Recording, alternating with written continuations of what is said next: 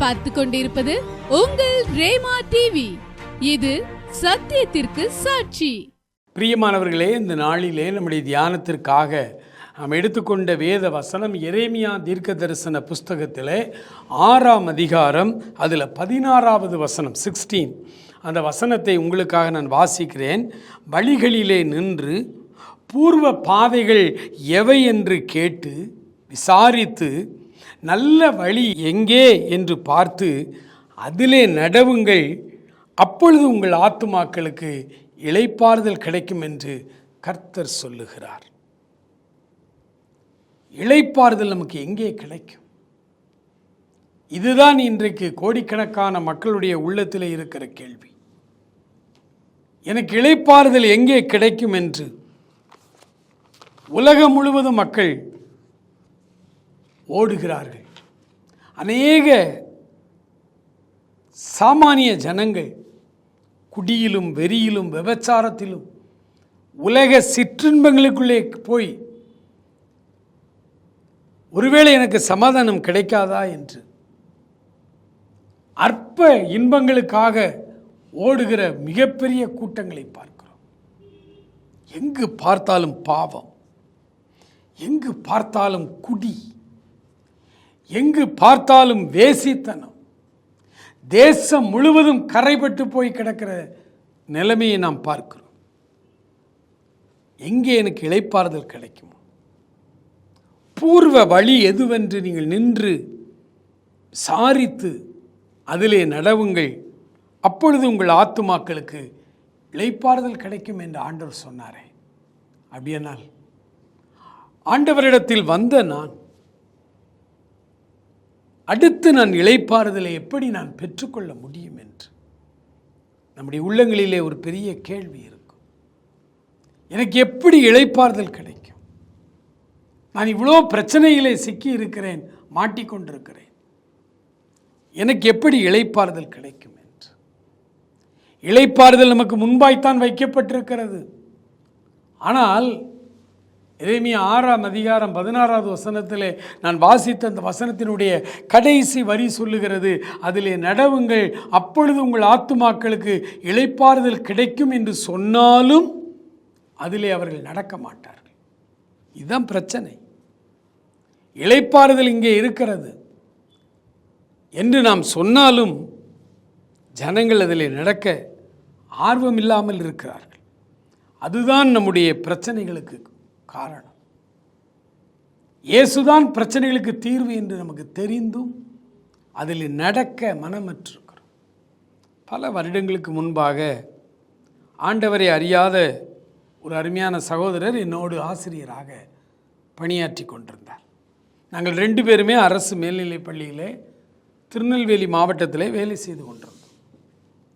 அப்பொழுது என்னிடத்தில் 2 வீலர்லாம் கிடையாது. நான் பஸ்ஸில் தான் ஸ்கூலுக்கு போகணும். சில நேரங்களில் பஸ்ஸை மிஸ் பண்ணிவிட்டு பஸ் ஸ்டாப்பில் இருந்தால் இந்த சார் வருவாங்க. இவங்க பைக்கில் வருவாங்க, வெகு தூரத்துலேருந்து வருவாங்க. அவங்க பைக்கில் நான் ஏறிக்கிடுவேன். நிறைய நாள் என்னைய பைக்கில் கூட்டிகிட்டு போனது அந்த சார் தான். ஏறி பைக்கில் உட்காந்துருப்பேன். கொஞ்சம் தூரம் போன உடனே தன்னுடைய குடும்ப கவலைகள், குடும்ப பிரச்சனைகளை புலம்ப ஆரம்பித்து விடுவார். மனமிட்டு என்னோடு ஒரு உடன் பிறந்த தம்பியை போல இன்று வரை அப்படித்தான் பழகி கொண்டிருக்கிறார். புலம்பிக் கொண்டே இருப்பார். பிள்ளைகள் வளர்ந்து வர வர பையங்களை பற்றின குறைகளை சொல்லுவார். மூத்தவன் பேச்சு கேட்க மாட்டான், இளையவன் இப்படி இருக்கான், நடுவுள்ளவன் இப்படி இருக்கிறான், அப்படியே சொல்லிக்கிட்டே இருப்பார். 3 பையன்மார் அவருக்கு. அப்புறம் விவசாயம் வேறு பார்த்தார். மழை இல்லை, விவசாயத்தில் ஒன்றும் வருமானம் இல்லை, எல்லாம் நஷ்டமாகுது. அதை அவர் வாயிலிருந்து நெகட்டிவாக தான் பேசிக்கிட்டே இருப்பார். பிரச்சனைகளை சொல்லிக்கிட்டே இருப்பார், குடும்ப பிரச்சனைகளை சொல்லிகிட்டே இருப்பார். பல நாள் நான் கேட்டுக்கொண்டே இருந்தேன். நான் அதுக்காக ஜெபம் பண்ணுவேன். அவருக்கு கிறிஸ்தவ கடவுளை பிடிக்காது, கிறிஸ்தவர்களையும் பிடிக்காது. இந்த சூழ்நிலையில் ஒரு நாள் அதிகமாக தன்னுடைய குடும்பத்தினுடைய உச்சக்கட்ட பிரச்சனைகளை சொல்லி என்னிடத்தில் புலம்பிகிட்டு இருக்கும்போது நான் சொன்னேன், ஒரே ஒரு வழி இருக்குது அப்படின்னு. இந்த எல்லா பிரச்சனைக்கும் தீர்வு ஒரு வழி இருக்குது அப்படின்னு சொன்னேன். என்ன வழி அப்படின்னு கேட்டார். நான் சொன்னேன், இயேசுதான் வழி அப்படின்னு.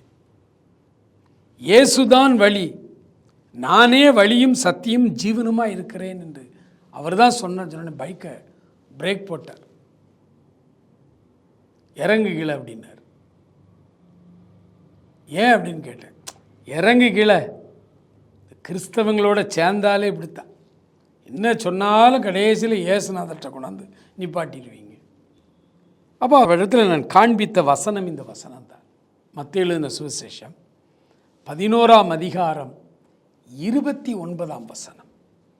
மத்தேயு 11ஆம் அதிகாரம் 29வது வசனத்தை நான் உங்களுக்கு வாசிக்கிறேன். நான் சாந்தமும் மனத்தாழ்மையுமாய் இருக்கிறேன்.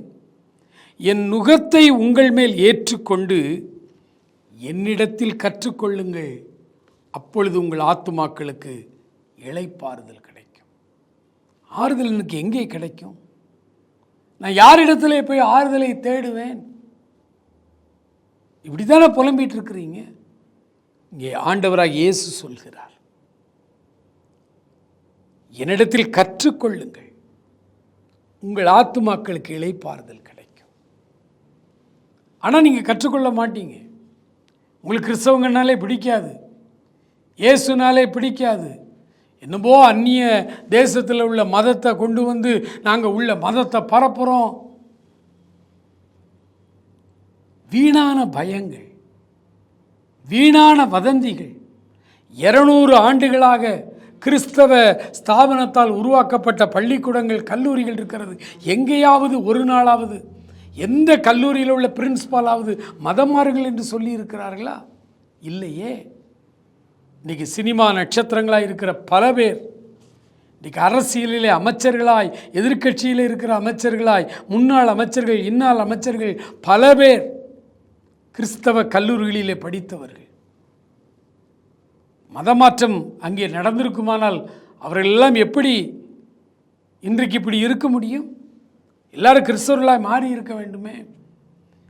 200 ஆண்டுகளாய் கிறிஸ்தவர்கள், கிறிஸ்தவ தொண்டு நிறுவனங்கள் இந்த தமிழ்நாட்டுக்கும் இந்த தேசத்திற்கும் ஆற்றிய கல்வி பணி மதம் மாற்ற வேண்டும் என்று நினைத்திருந்தால் எவ்வளவு வேலை செய்திருக்க முடியும். ஆனால் இயேசு கிறிஸ்துவுக்கே மதம் மாற்றுகிற வேலையை அவர் ஒரு நாளும் செய்யவில்லை. ஒருவரிடத்திலும் அவர் அதை சொல்லவில்லை. அவர் சொன்னதெல்லாம், உனக்கு இளைப்பாறுதல் தேவையா? உனக்கு ஆறுதல் தேவையா? உனக்கு ஆசீர்வாதம் தேவையா? மன நிம்மதியான ஒரு வாழ்க்கை உனக்கு தேவையானால் என்னிடத்தில் வா, என்னிடத்தில் கற்றுக்கொள். நீங்கள் எல்லாரும் என்னிடத்திலே வாருங்கள் என்றால் என்ன பொருள்? உங்கள் பாவ பாரங்கள், வருத்தங்கள் எல்லாவற்றையும் என்னிடத்தில் இறக்கி வைத்து என்னிடத்திலே வாருங்கள், நான் உங்களுக்கு இளைப்பாறுதல் தருகிறேன் சொன்னார். 2வது அவர் சொல்லுகிறார், என்னிடத்திலே கற்றுக்கொள்ளுங்கள், நான் உங்களுக்கு இளைப்பாறுதலை தருவேன்.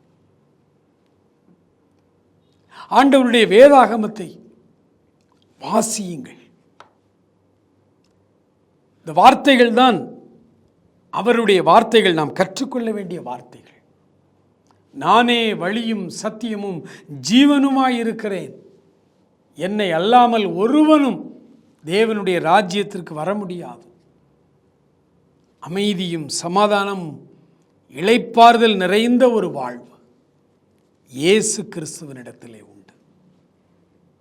அவரிடத்திலே கற்றுக்கொள்ள வாருங்கள், தினமும் கற்றுக்கொள்ளுங்கள். கிறிஸ்தவர்களில் 90% பேர் இன்னும் அவரிடத்தில் வரல. அதை நீங்கள் புரிந்து கொள்ளணும். ஏதோ கிறிஸ்தவர்கள் என்றாலே எல்லாரும் இயேசுநாதர்கிட்ட வந்தவங்க, இளைப்பாறுதலோடு இருக்கவங்க இல்லை.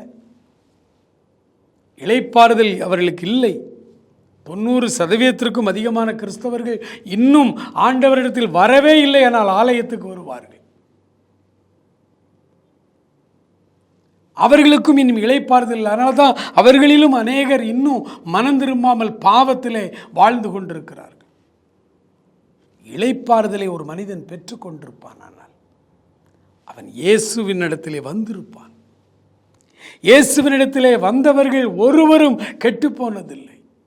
அவரிடத்தில் ஒரு மனிதன் வந்தால் அவர்களுக்கு தன்னுடைய மதத்தை அவர் கொடுக்கல, தன்னுடைய இளைப்பாறுதலை தருகிறார். தன்னுடைய ஆறுதலை மன அமைதி, மன ஆறுதல்.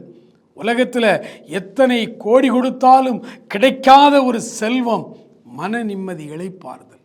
அதை இயேசு தருவேன் என்று சொல்லுகிறார். எப்படி? இலவசமாய். அதான் நம்மில் அநேகர் இயேசுவை அறிந்து கொண்டே நான் கிறிஸ்தவன் என்று சொல்லியும் இந்த இளைப்பாறுதலை பெறாமல் இருக்கிறார்கள்.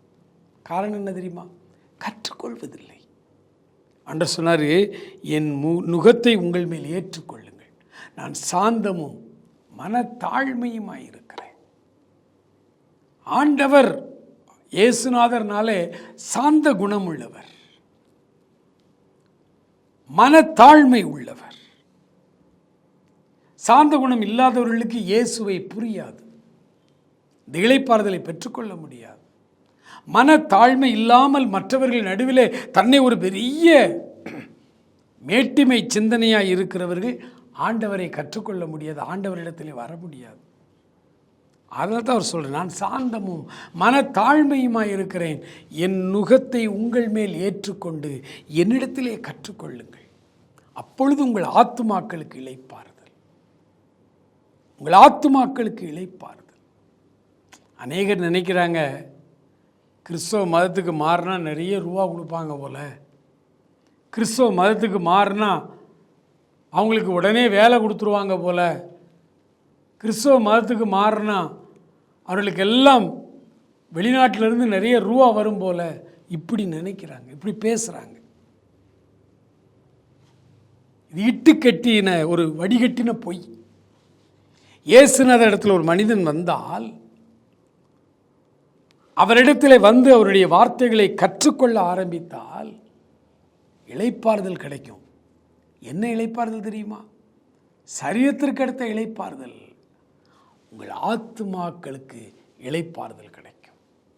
ஆத்தும இளைப்பாறுதல் மிக மிக மிக மிக முக்கியம். ஒரு மனிதன் ஒழுக்க நெறியில் வாழ வேண்டுமானால் கூட அவன் ஆத்மாவிலே இளைப்பாறுதல் அவனுக்கு இருக்க வேண்டும். ஆண்டவருடைய வேதம் சொல்லுகிறது. அப்படியானால் நான் இந்த இளைப்பாறுதலை நான் எப்படி பெற்றுக்கொள்வது? முதலாவது, நீங்கள் ஆண்டவரிடத்திலே வாருங்கள். ஒரு அப்பாட்ட பிள்ளை பேசுவது போல பேசுங்கள். பாவ பாரங்களை எல்லாம் இறக்கி வையுங்கள். உடைய வருத்தங்களை எல்லாம் அவர்கிட்ட சொல்லுங்க. உங்கள் குடும்ப பிரச்சனைகளை எல்லாம் அவர்கிட்ட சொல்லுங்க. அவர் கேட்டுக்கொண்டே இருக்கிறார். எல்லாவற்றையும் அவரிடத்தில் இறக்கி வைத்த, ஆண்டவரே நான் உங்ககிட்ட வந்துடுறேன்ப்பா அப்படின்னு சொல்லி முழுமையாக நீங்கள் இயேசுநாதர்கிட்ட வந்துடுங்க. உங்களுக்கு இளைப்பாறுதல், அந்த இளைப்பாறுதலை முழுமையாய் நீங்கள் தக்க வைத்துக்கொள்ள, அடுத்து அவரிடத்திலே கற்றுக்கொள்ள ஆரம்பியுங்கள். அவரிடத்திலே அவர் சாந்தமும் மனத்தாழ்மையுமாய் இருக்கிறார். அதை நீங்கள் கற்றுக்கொள்ளுங்கள். ஒவ்வொரு நாளும் இந்த வேதாகமத்தை வாசிக்க ஆரம்பியுங்கள். காலைதோறும் இவைகள் புதிதாய் உங்களுக்கு தோன்றும். ஆசீர்வாதமான வார்த்தைகள். இந்த வார்த்தைகளில் சொல்லியிருக்கிறபடி நீங்கள் கற்றுக்கொண்டு அதன்படி வாழ ஆரம்பியுங்கள். அதன்படி நீங்கள் வாழ ஆரம்பியுங்கள். உங்கள் ஆத்துமாக்களில் ஒரு பெரிய இளைப்பாறுதல், ஒரு பெரிய ஆசீர்வாதம் உங்களுக்கு உண்டு. பெரிய ஆசீர்வாதம் உண்டு. ஆண்டவருடைய வேதம் சொல்லுகிறது, அவரிடத்தை கற்றுக்கொள்ளுங்கள். ஆண்டவருடைய சமூகத்தில் நம்மை ஒப்பு கொடுப்போம். ஆண்டவரே, நான் கற்றுக்கொள்ளும்படி இப்பொழுது வருகிறேன். எனக்கு இளைப்பாறுதல் தேவை. மகா இரக்கமுள்ள எங்கள் ஆண்டவரே, உடைய கிருபைக்காக நாங்கள் மன்றாடுகிறோம். அப்பா, நான் சாந்தமும் மனத்தாழ்மையுமாய் இருக்கிறேன். என் நுகத்தை உங்கள் மேல் ஏற்றுக்கொண்டு என்னிடத்திலே கற்றுக்கொள்ளுங்கள் என்று சொன்னீங்களே. ஆண்டவரை உம்மிடத்திலே கற்றுக்கொள்ளும்படி வந்திருக்கிறோம். ஆமேன் லார்ட், ஆமேன். ஆண்டவரே, ஒவ்வொரு நாளும் நீர் எங்களுக்கு தாய்மொழியிலே தந்திருக்கிற இந்த வேதாகமத்தை கிரமமாய் நாங்கள் வாசிக்கவும், ஒவ்வொரு நாளும் இந்த வேதாகமத்திலிருந்து உம்முடைய காரியங்களை நாங்கள் கற்றுக்கொள்ளவும், அதன்படி நடக்க எங்களை ஒப்புக் கொடுக்கவும் உம்மிடத்தில் இப்பொழுது ஜெபிக்கிறோம். எங்கள் ஆத்துமாக்களுக்கு இளைப்பாறுதல் கிடைக்கும்னு சொன்னீங்களே, அந்த இளைப்பாறுதல் ஒவ்வொரு நாள் காலையிலும் நாங்கள் பெற்றுக்கொள்ள எங்களுக்கு உதவி செய்தருளும், ஆசீர்வதியும். இயேசுவின் நாமத்தில் ஜெபிக்கிறோம் எங்கள் அருமை பிதாவே. ஆமேன், ஆமேன்.